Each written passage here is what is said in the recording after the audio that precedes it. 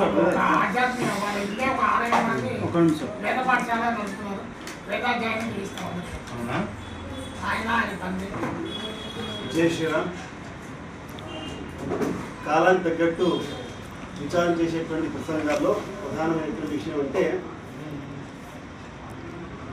హిందూ ధర్మ జాగృతి అనేటువంటి ప్రధాన అంశం అయితే దీంట్లో ప్రధానంగా ఇప్పుడు ఇరాన్ యుద్ధాలు చూస్తున్నాం. అమెరికా ఇరాన్ వాళ్ళ యుద్ధాలు చూస్తున్నాం. మొట్టమొదటిగా చూస్తే పర్షియా దేశం, పెరు దేశం, పర్షియా దేశం. తర్వాత ఆ పర్షియా దేశం యొక్క మహత్వము పేరు మహాభారతం కూడా వస్తుంది మాకు. ఆ పేరు మేము వింటాం. అంటే హిందూ ధర్మానికి చాలా దగ్గరగా ఉన్నటువంటి సంప్రదాయంతో కలిగినటువంటి దేశం అది. అటువంటి దేశము with in span of 35 years టోటల్గా కన్వర్ట్ అయిపోయింది. అట్లా ఆ ఇరాన్ చుట్టుముట్టున్నటువంటి కొన్ని దేశాలు with in span of 15 years లోపట 5 years లోపట ముస్లిం కంట్రీస్ ప్రారంభమైపోయింది. దీనికి ప్రధానమైనటువంటి కారణం అంటే వాళ్లకు నాస్తికవాదం కూడా కాదు, వాళ్లకు తటస్థవాదం.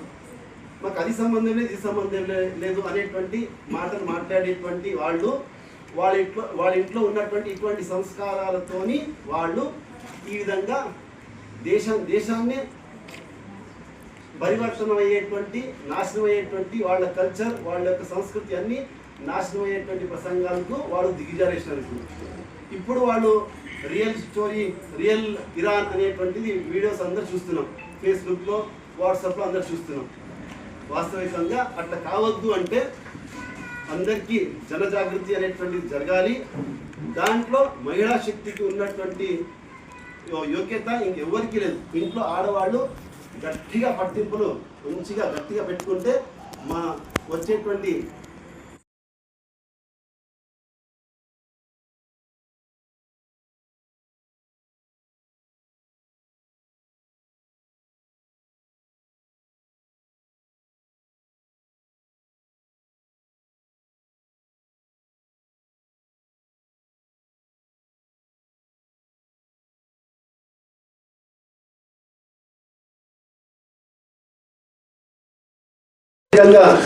ఏ విధంగా పెద్ద పెద్ద ఫంక్షన్స్ పెంచుకోవడము చూస్తే కొన్ని పెళ్లిలో చూస్తే సంస్కారవంతంగా మా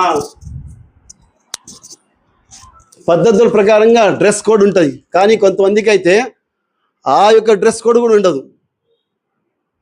అమెరికా నుంచి వచ్చి ఈరోజే నేను ఉన్నట్టు వ్యవహారం చేస్తుంటారు. అట్లా కాకుండా